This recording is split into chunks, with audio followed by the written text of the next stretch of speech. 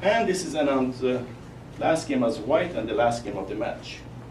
So everyone was curious to see if he's going to continue with his d4 or with his e4. Of course, like I said, Gelfand is one of the best players in the world with the most popular variation of Sicilian, Najda. And Anand knows that well. That's why in game 10 of the match, he played the Rosolimo variation. So the first four moves of this match are exactly like game 10. And on this white, Gelfand is black, it continued e4, black played c5, knight f3, knight c6, and Anand made a move that he continued and he played in the 10th game, bishop e5. This is an offbeat variation, not the mainline variation of Sicilian, and it has a good reputation among top players. Our local GM, Kachian, plays this style sometimes against his tough opponents just to play something out of book.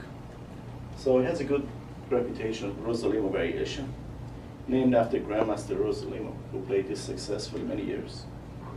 It's black to play, and black played e6. The idea behind this move is to play knight e7 so that if white captures on c6, he captures with a piece instead of pawn. So white wants to give black double pawns on the c file. He must capture now, and he did.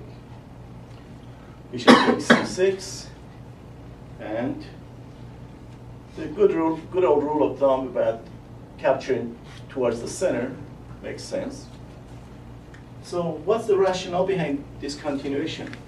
After four moves, white has already given black the bishop pair advantage. Well, it's not so easy to take advantage of those two bishop pair moves, those two bishops. So it's white to play, and in game 10 of this match, Anand played this move, b3. And after a lot of time thinking, Gelfand came up with a beautiful move, surprise move. Granted, it wasn't novelty, it was played before among two low-rated players, but black played e5. Because black has the bishop pair, he needs to advance his pawns to give a scope to the bishops.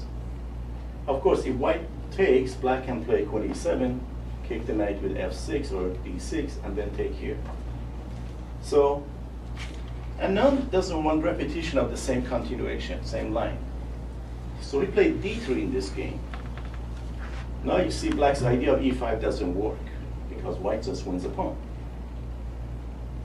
So black loses the pawn. So after d3, black played knight e7, expected.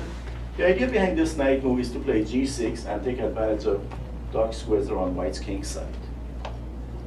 And now white played b3. So this bishop is going to have a good career along this a1, a3 diagonal.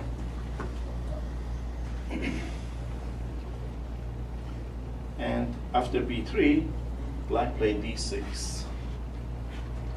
Of course, the idea behind d6 is to play e5 next. This is black's most ideal pawn formation. And both sides know this.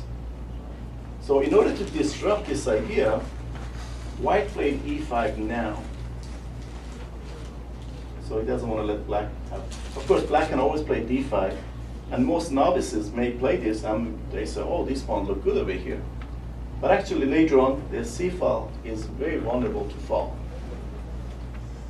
So this may look good over here, but it really doesn't have, black pieces don't have much scope. So black doesn't want this pawn structure. So after white's e5, which was a little bit of a surprise, and now Gelfand spent a lot of time thinking again, what should he do against this? This is the worst pawn formation that black can have. Double pawns on the E and C files, and isolated pawn there. There's not much scope for black's bishop, no matter where this knight goes, even to the most ideal looking position like d5. There's not much scope for his bishops at all. And bishops need open spaces. So instead of taking, Anand played a good response. He played knight g6. Of course, white could take, and black will take with the bishop, and black is going to end up with isolated pawns, double pawns on the c file and isolated pawn a7. But black's bishop will have more scope and more breathing room for black, plus that black may play e5 at some point later on. and his light square bishop will come to the game. So it's white to play. This is move 8. And if you guys remember the 2010 World Championship match, going to the last round, Anand and Topalov, it was 5.5, 5.5 also. And Anand won that game. And he won the title. So here, white played h4. And as soon as white made this move, all the commentators, they thought this is going to be a repetition of 2010 match. And Anand is going all out. They were very happy to see this move. And they thought this game is not going to end up in a draw. Because this is a kind of move that somebody is going for the throw. He's going for a win. So everyone was happy and at the same time a little bit surprised. h4. And everybody praised Anand for this move, for this bold move. According to I.M. Malcolm Payne, he said, quote, "What a bold move for a game where there is a world title and $500,000 at stake." You see, the winner of this game will get an extra $500,000, $1.5 million to the other player who gets about $1 million. So h4 is black to play, and it's obvious that h5 is coming, and black is trying to use what's called the dark square strategy, which is what it goes in Rosolimo variation. Trying to control the dark squares with the bishop coming later on to b2, with knight coming to d2, and later on going to either e4 or c4 squares, as you see in this game.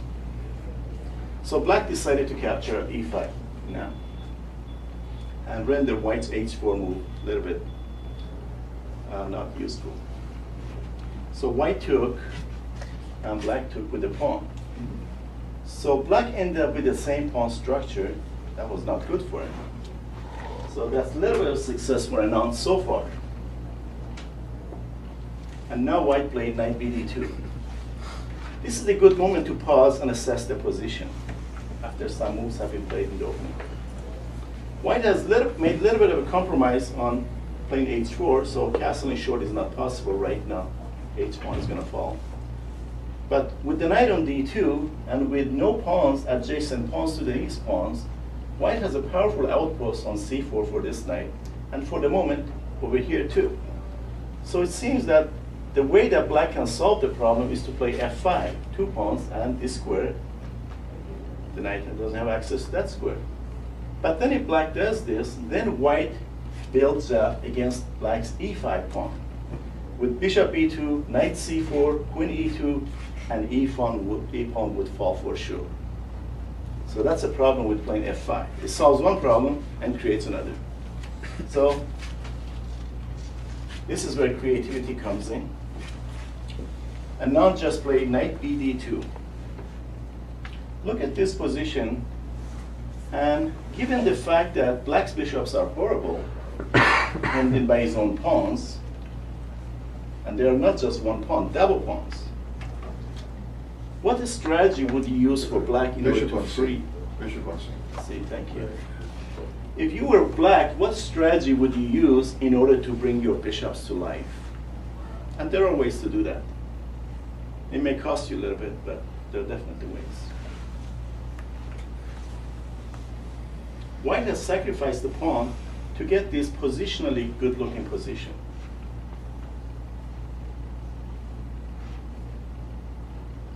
Give it back.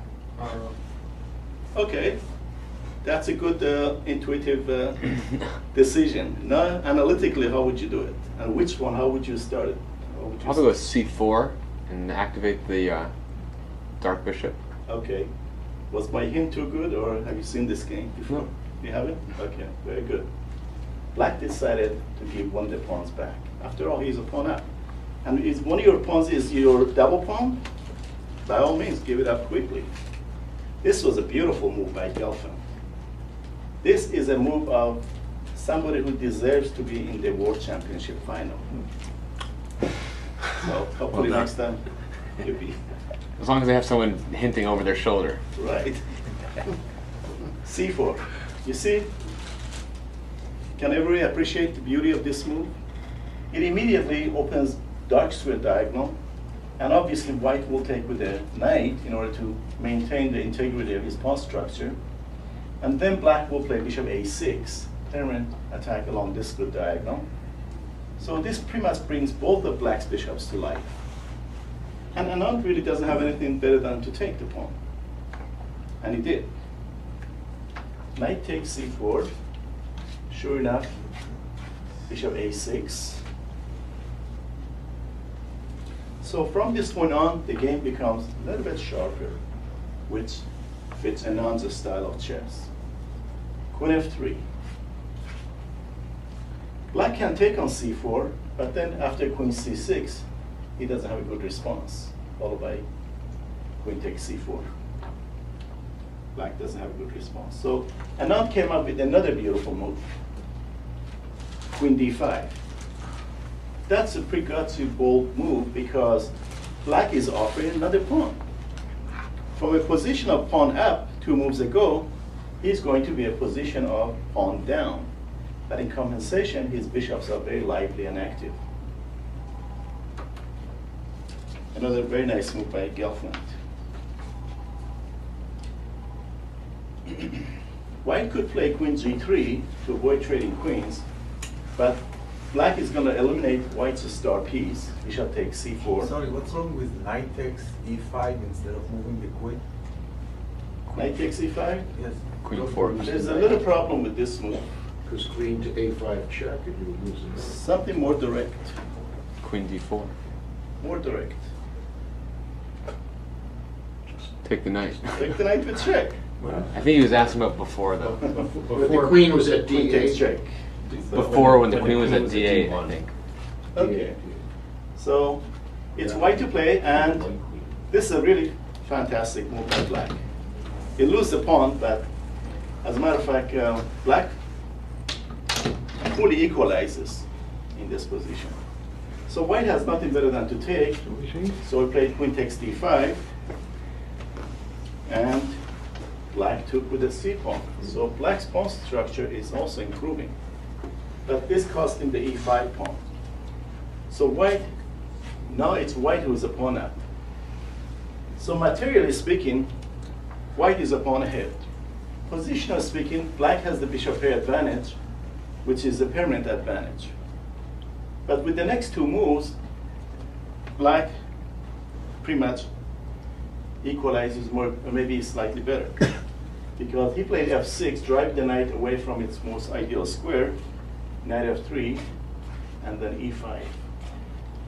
You see how beautifully and quickly black, at a cost of 2 pawns, improved his positions. Now his bishops are very lively. And black has, after say king f7, and bishop b4 or c5, rook d8, he can build up against this. And if white ever plays c4, black can put his rooks on the d file at the right time capture.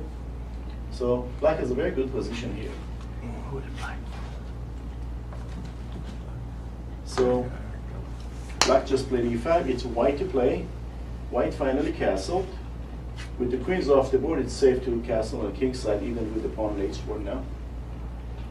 And black played king f7. There's no reason for black to castle with queens off the board. This looks like a perfect safe square for the black king.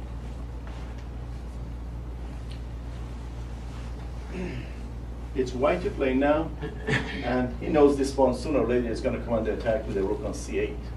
So he decided to deal with it immediately, played c4. Of course, he's hoping for black to play d takes, but black is not going to improve white's pawn formation. So black developed his pieces, bishop e7. White played bishop e3. Originally, when white played b3, he had the intention to play bishop e2 and, like I said, work on black's pawn structure, dark square pawn structure. But everything changed in the position, so black is better off deployed here. With this move, obviously, white is trying to ask black to play d4 to provoke d4 move. But this move actually plays into white's hand because then he brings the bishop back, and he's going to have a rook on the e file, and then he will have 3-1 majority, which more than compensate black's bishop pair advantage. So this position is good for white. So black will invite on bishop e3. Black now deploy the bishop to a better diagonal, bishop e7. With pawn structure changing, black needs to keep his bishops back and just enjoy good diagonals, possibly capturing over here at some point. So white decided to capture at d5 now. With this move, he gave himself an isolated queen pawn, and he brought black's bishop to even better square. Sure enough, bishop takes d5, and rook fc1. Because with this move, he is indicating that action is going to be on the queen side of the board, so let's play on this side. And obviously, rook c7 was the intention. So the game lost some of its excitement from people who were hoping that this would be another decisive game of the match, based on h4 move earlier. But they're still not hoping that white could conjure up something. Rook fc8 challenging the rook immediately is not good because exchanging rooks and black loses the a7 pawn. So for now, rook enjoys this file, but black played a5 x1. Black doesn't have to challenge the rook immediately. With the two bishops, he's trying to play a4 and give more scope to his a rook and also b2 pawn is weak. Interesting move. It's white to play. It's white's turn to play x1. White is hoping to do something with his 2-to-1 majority on the queen side, but black's bishops are going to make it difficult for him. So he played bishop c5 to trade one of the bishops, and then it would be a battle of bishop versus knight ending. Good move. This is one way to neutralize your opponent's permanent advantage of the bishop here. Just trade one of the bishops. It's black to play now, rook hd8. Black is already thinking of trying to win the weak d3 pawn. And white took at e7. And what everybody was hoping not to hear, it was heard by Anand. I offer a draw.